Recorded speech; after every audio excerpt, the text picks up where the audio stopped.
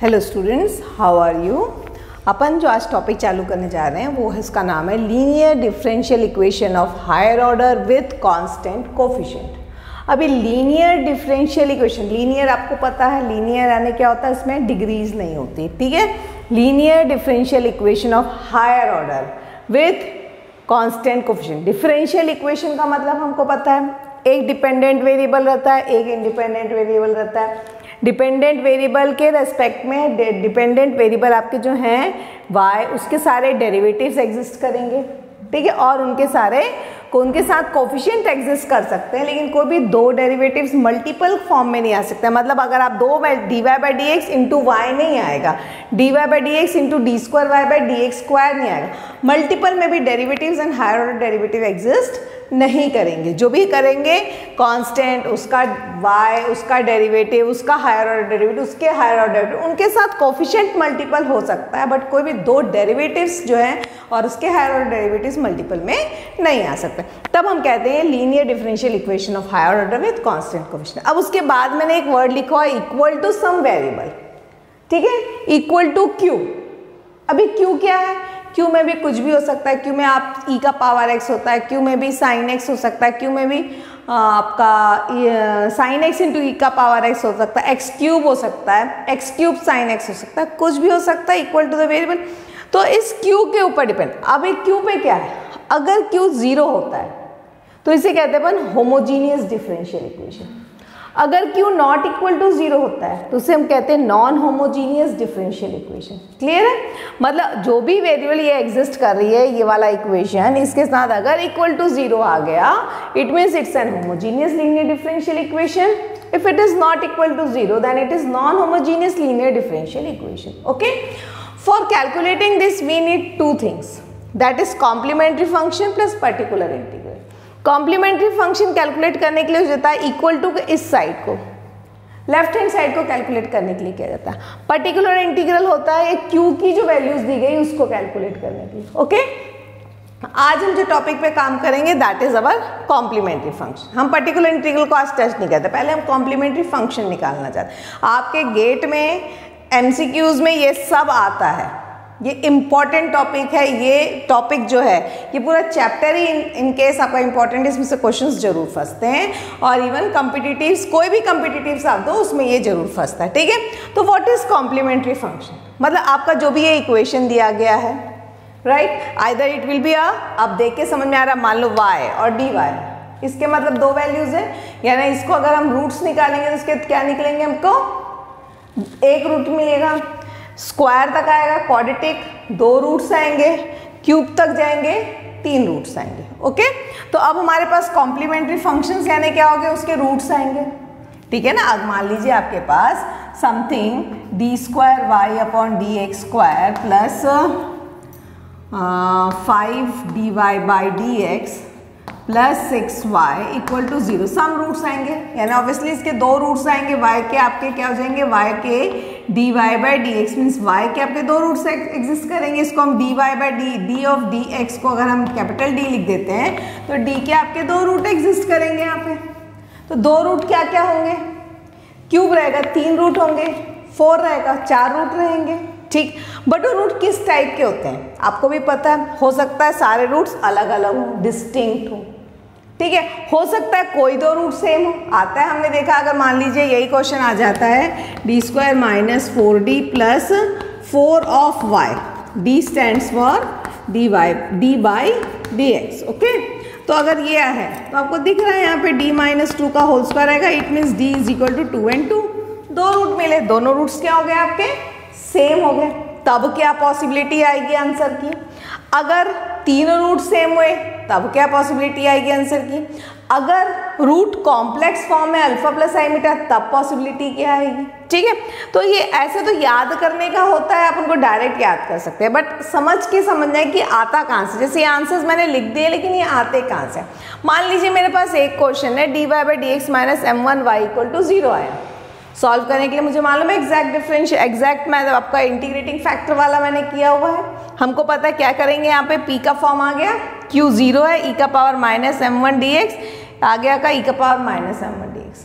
आप पुट किए y into this equal to integration q तो 0 गया इक्वल टू c सॉल्व किया y equal to c1 e का पावर m1x। ठीक है, अगर अलग अलग रूट्स हैं तो हर एक ऐसे ही फॉर्मेट में रहेगा भाई। कोई भी अगर ये डिफ्रेंशिएट हो जाता है, आपको मान लो माइनस होना चाहिए, -5 होगा, तो ये कैसे ब्रेक हो जाएगा आपका d -2 into d -3 of y equal to 0। दो अलग अलग रूट हो गए d -2 एंड d -3 यानी क्या हो गया हमका dy by dx -2y equal to 0। तो ये आ गया आपका ये वाला फॉर्मेट। आप सॉल्व किया, आपका आंसर कैसे आएगा देखिए।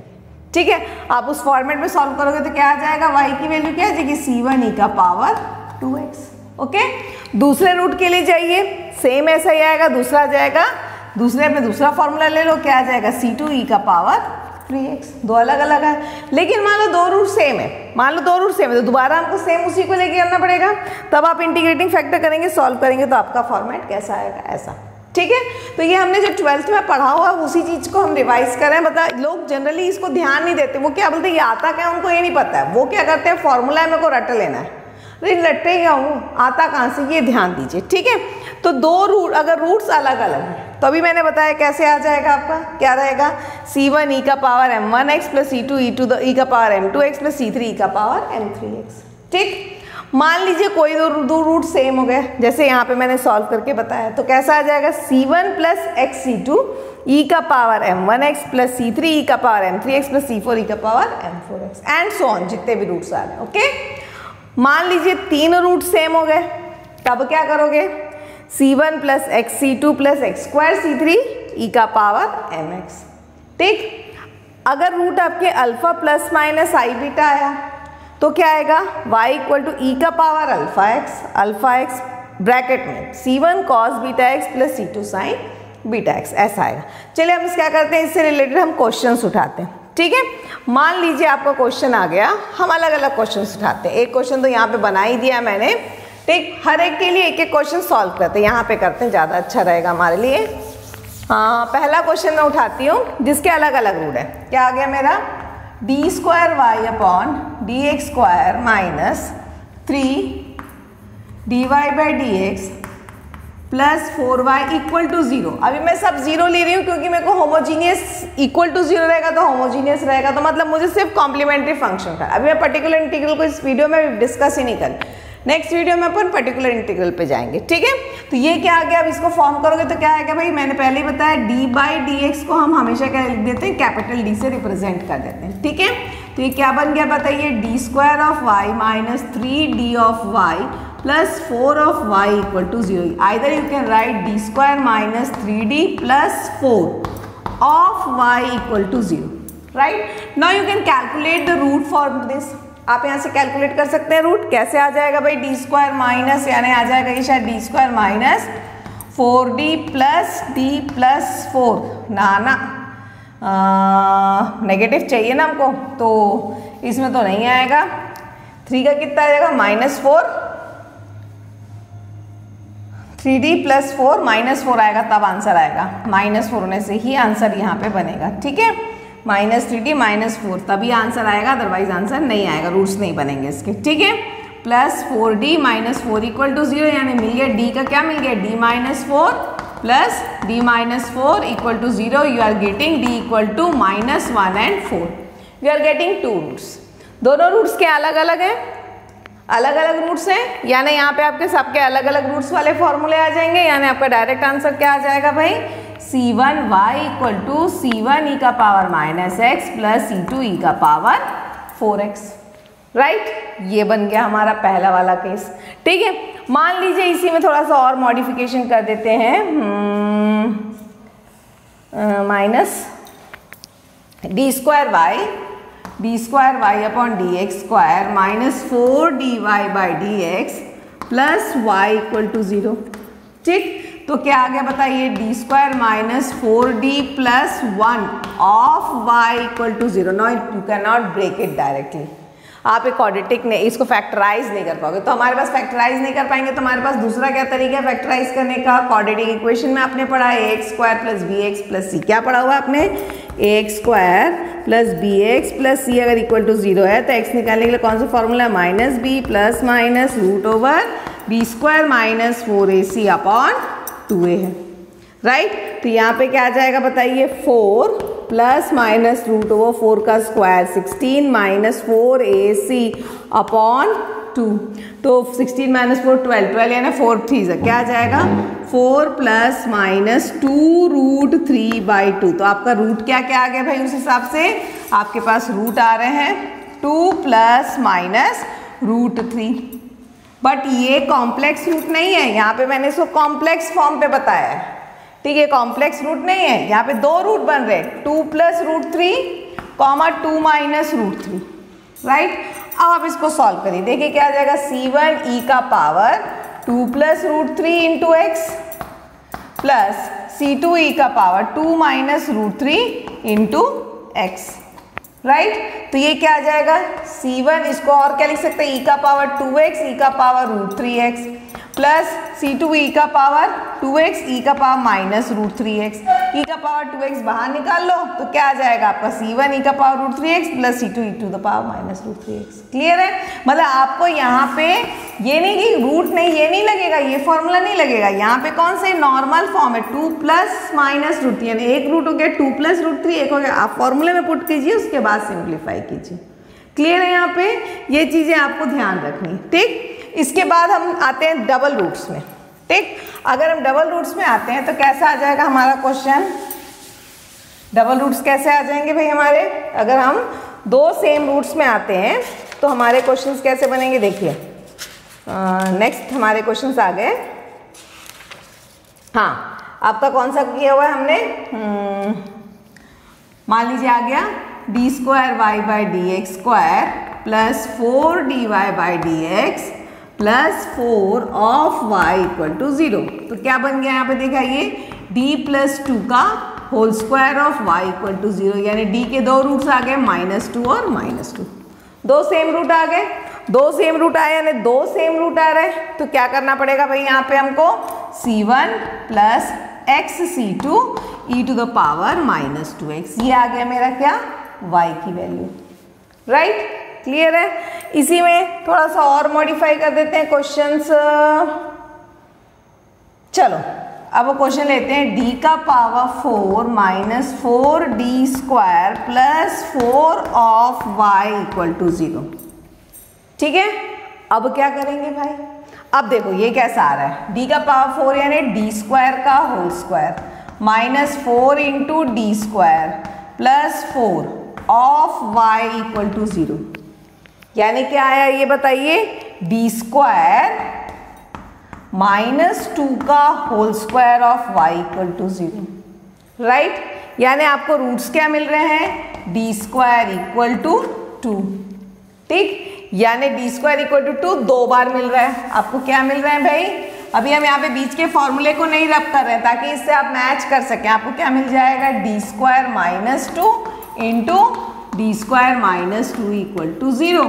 तो रूट क्या आ गया बताइए, d equal to plus minus root 2 comma d equal to plus minus root 2। कितने plus minus root 2, 2 plus root 2 और 2 माइनस रूट 2 आ रहे हैं, आपके 2 प्लस रूट 2 आ रहे हैं, 2 माइनस रूट 2 आ रहे हैं। यहाँ पे क्लियर हो गया, देखो d के यहाँ पे पावर 4 था, पावर अगर 4 है तो 4 रूट आएंगे, इतना तो हमको पता ही है। तो क्या आ गए यहाँ पे 4 रूट, कैसे आ गए, क्या क्या रूट मिल रहे हैं भाई हमको, root 2 minus root 2 minus root 2, 4 root 2 मिल गए। हम इसको कैसे लिखेंगे, y अब क्या आ गया मेरा, पहले ये 2 सेम है तो 2 के लिए एक फॉर्मूला लगेगा, क्या बनेगा, c1 plus x c2 e का पावर रूट 2x प्लस, अब ये दोनों सेम है तो इसके लिए क्या आ जाएगा, c3 plus x c4 e का power minus root 2x। Clear है, ऐसे भी आंसर क्वेश्चंस इस तरीके से आपके फॉर्मेट में आएंगे, ठीक है। अगर हम थोड़ा सा और मॉडिफाई कर लें, हाँ चलो, आप लोगों को पहले भी मैंने बताया हुआ, मैं क्या इसको भी हटा देती हूँ ताकि आपको कैलकुलेशन में आसानी जाएगी। ठीक है, तो हम इस पे काम करते हैं। Very good, d to the power 4 minus 7d cube plus 18d square minus 20d plus 8 of y equal to 0। अभी तो बड़ा क्वेश्चन दिख रहा है, d का power 4 minus 7d cube plus 18d square minus 20d plus 8 equal to 0। अब क्या अब देखो, आपको कॉम्पिटिटिव्स में तो मेरे ख्याल से साइंटिफिक कैलकुलेटर्स अलाउड नहीं करते, नॉर्मल कैलकुलेटर भी आज के रेट में तो कोई अलाउड नहीं, मतलब आपको जो भी करना है कैलकुलेशन यहाँ से करना है, ये पता होना चाहिए। तो इसके लिए सबसे अच्छा तरीका क्या है, हिट एंड ट्रायल मेथड। अब इतने पावर को फैक्टराइज करना तो it's not possible for us, because quadratic था तो हमारे पास फॉर्मूला था, क्यूबिक में भी कर सकते हैं बट 4th डिग्री में पॉसिबल नहीं। तो पहला तरीका है हिट एंड ट्रायल तरीका। हिट एंड ट्रायल में देखिए क्या होता है, पहले हम वैल्यू सब्स्टिट्यूट करते हैं। जैसे कि हमको अगर यहाँ पे सबसे पहला सब्स्टिट्यूशन हम क्या लेते हैं कि वैल्यू 1 ले लो, 1 पे अगर आंसर 0 आ गया इट मीन्स कि वो उस रूट को सेटिस्फाई करता है। देख लो 8, 18 और 1 और 20 और 7, ये हो गया 27, 18 और ये 8 हो गया आपका 26 और ये हो गया 27। तो आपका एक आंसर तो 1 होगा ही, हो गया आपका। देख लो d, अगर d की वैल्यू हम 1 ले लेते हैं तो 1 minus 7 plus 18 minus 20 plus 8, yes you are getting 0। मेरे को एक रूट तो मिल गई, ठीक है। अब मैं बाकी के लिए क्या करूंगी भाई, बाकी रूट्स के लिए मैं क्या करूंगी, बाकी रूट्स के लिए हम क्या करेंगे, यहाँ पे मैंने आपको एक बार और बताया है, नहीं बताया तो चलो अब बता देती हूँ। एक होता है सिंथेटिक डिवीजन, जो आप नॉर्मल मेथड में करते हो, बहुत लंबा लॉन्ग डिवीजन जाते हैं। मतलब आप क्या करोगे, अब यहाँ पे एक रूट मिल गया तो d-1 से इस पूरे इक्वेशन को डिवाइड करते जाओगे, ठीक। तो उतना लंबा प्रोसेस का शॉर्टकट तरीका होता है सिंथेटिक डिवीजन। तो उसके लिए क्या हो गया, देखो सारे कोफिशिएंट्स के सारे वैल्यूज पुट करेंगे, 1 माइनस 7, 18 माइनस 28। आप देखो सारे डिग्रीज होने चाहिए, कांस्टेंट 1, 2, 3, 4 सारे डिग्रीज होने चाहिए। अगर किसी एक डिग्री की भी वैल्यू नहीं दी गई है, नहीं है, तो उसकी जगह पे 0 जरूर पुट करोगे, नहीं तो आंसर नहीं आएगा, ठीक है। ये ध्यान देंगे, ठीक है। ये 1 का 1 उतरता है, मैंने बताया 1 को आप यहाँ multiply you are getting 1, minus 7 plus 1 you are getting minus 6, minus 6 into 1 कितना हो गया, minus 6, 18 minus 6 you are getting 12,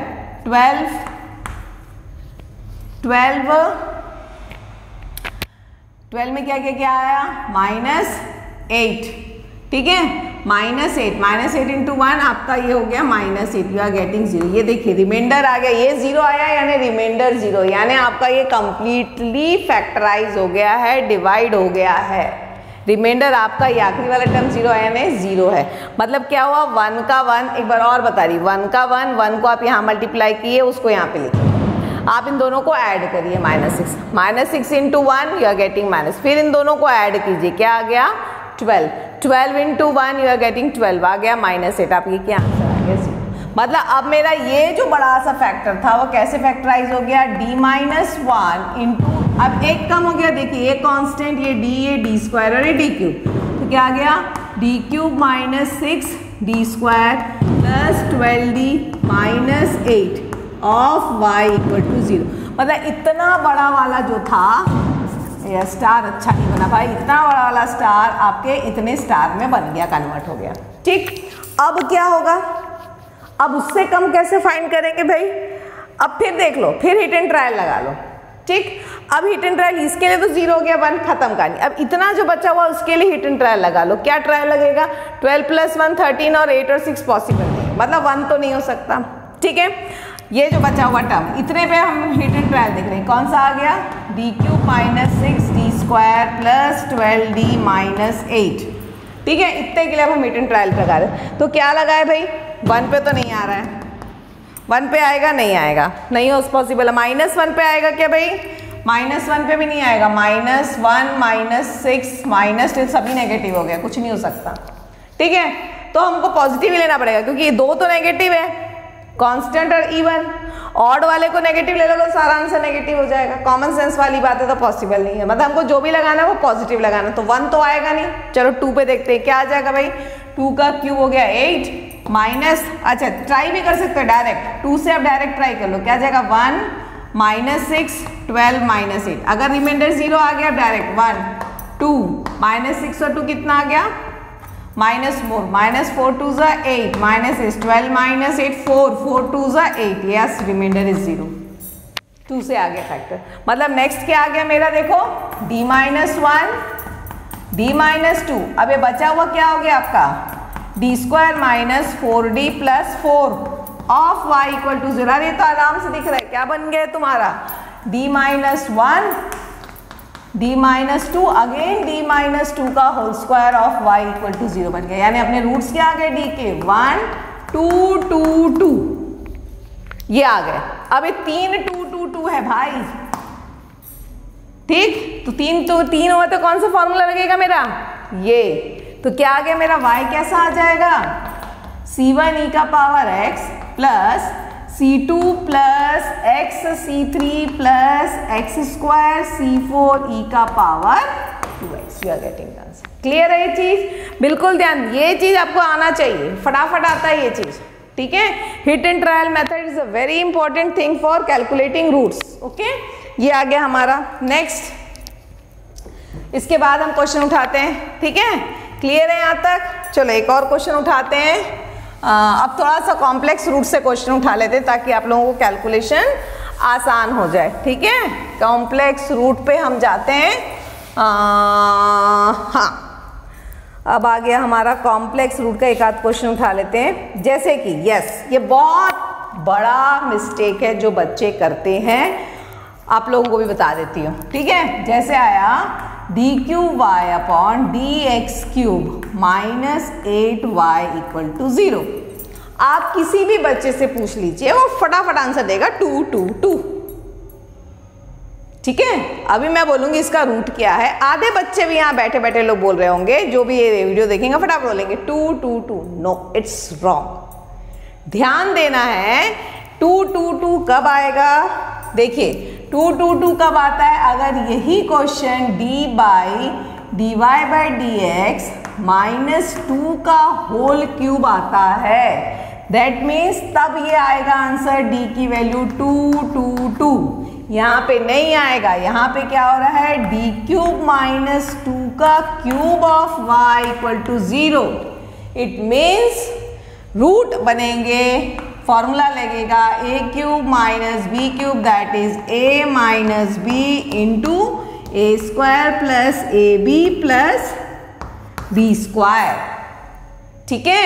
यानी यहाँ पे फॉर्मूला के हिसाब से हमारा क्या बन जाएगा d minus 2 into d² plus 2d plus 4 of y equal to 0। तो इसको सॉल्व करने के लिए सिंपल लगा लो, क्वाड्रेटिक लगा लो, एक तो आया d की वैल्यू 2, दूसरी आ रही क्या है -2 प्लस माइनस रूट ओवर 2 का स्क्वायर 4 4 4 16 अपॉन 2, यानी क्या आ गया एक रूट आया 2 और दूसरा इसमें से 2 बाहर निकल गया, तो -1 प्लस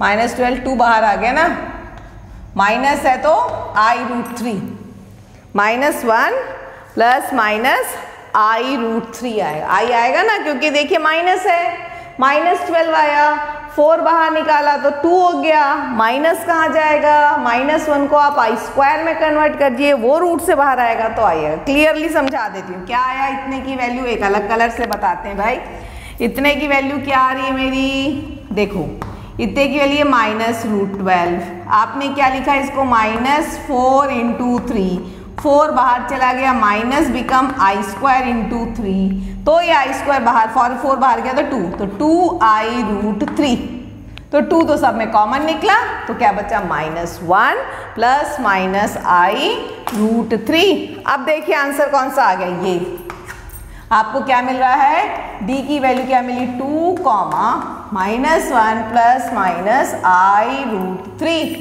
तो 2 तो नॉर्मल लिख लो, y की वैल्यू भाई c1 e का power 2x plus alpha is your -1, यानी क्या आया ई का पावर माइनस एक्स, आई है यहाँ पे, आई बीटा आई, ठीक है। क्या आ गया, C2 cos root 3x plus कौन सा आ गया, C1 C2 C3 sign root 3x।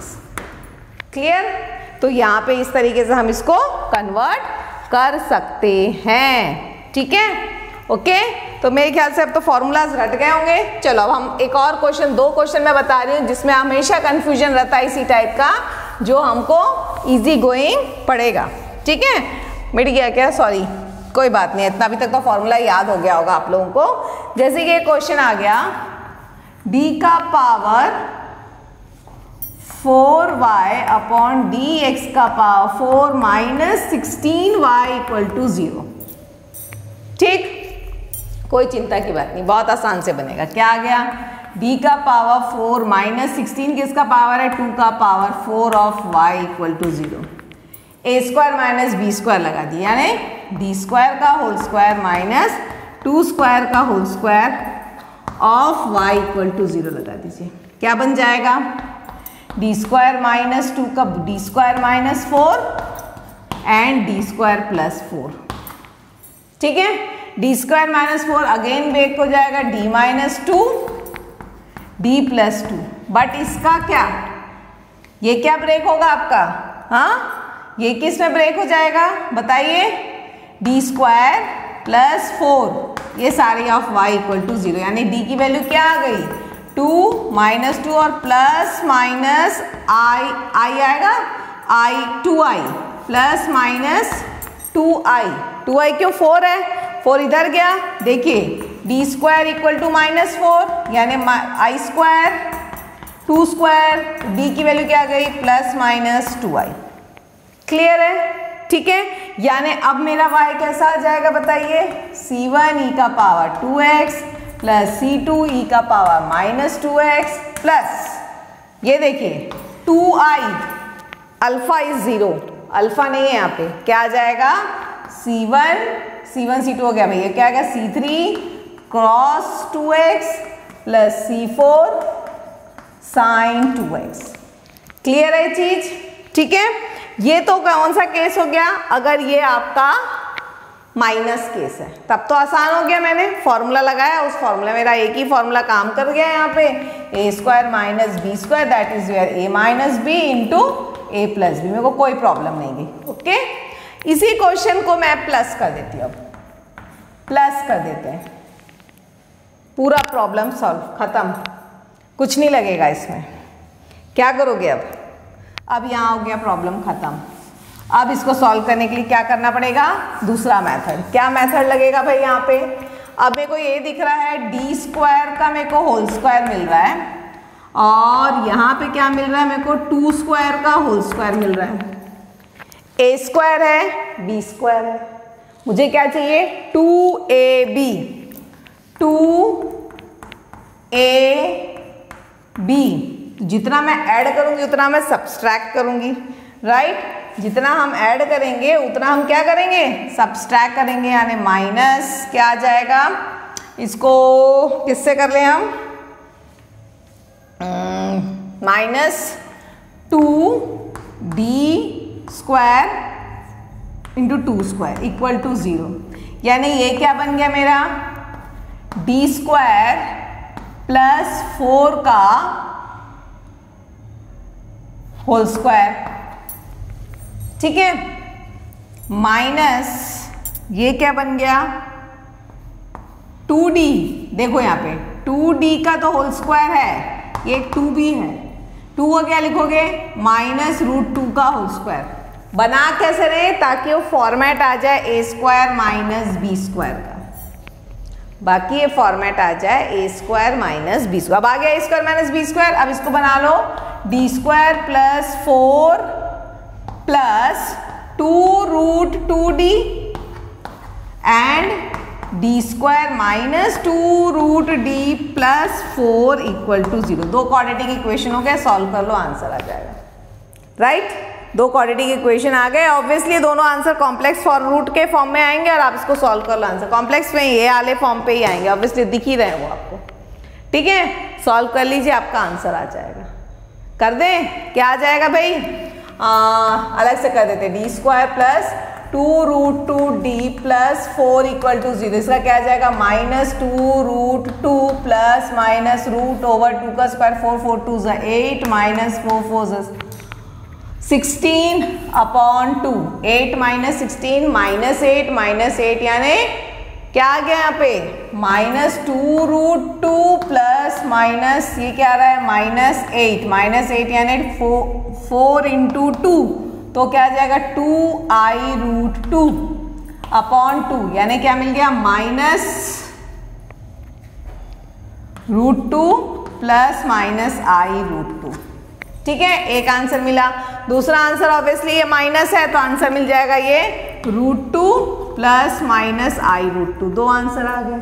यहाँ से एक फॉर्मूला लगाओ, यहाँ से क्या आ जाएगा, e का पावर -√2 क्या आ गया, c1 cos √2 plus c2 sin √2। दूसरे में क्या आ गया, प्लस e का पावर √2x, भूल गई मैं, है ना, क्या आ जाएगा c3 this plus c4 this. हो गया, खत्म कहानी।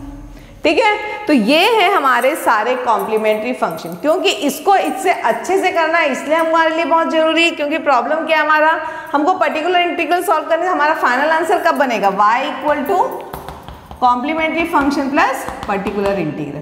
तो कॉम्प्लीमेंट्री फंक्शन अगर नॉन होमोजीनियस केस है तो भी मेरे को सॉल्व करना है, तो कॉम्प्लीमेंट्री फंक्शंस के जो फॉर्मूले हैं और जिसमें हमको सब्स्टिट्यूट करना है, इसका प्रैक्टिस होना हमारे लिए बहुत जरूरी है। ठीक है, तो आज आप पहले इस वीडियो से समझ लीजिए और आपके पास जितने कॉम्पिटिटिव बुक्स हैं और उसके एमसीक्यूज हैं उसको इस कॉम्प्लीमेंट्री फंक्शन के लिए आप लोग सॉल्व कर लीजिए। नेक्स्ट वीडियो में अपन क्या करेंगे, पीआई स्टार्ट करेंगे। ठीक है, तो मेरे ख्याल से अगर आप लोगों को वीडियो अच्छा लग रहा है, पसंद आ रहा है, तो ऑब्वियसली क्या करना है आप लोगों को पता है, लाइक करिए, शेयर करिए, सब्सक्राइब करिए। Thank you, have a nice day.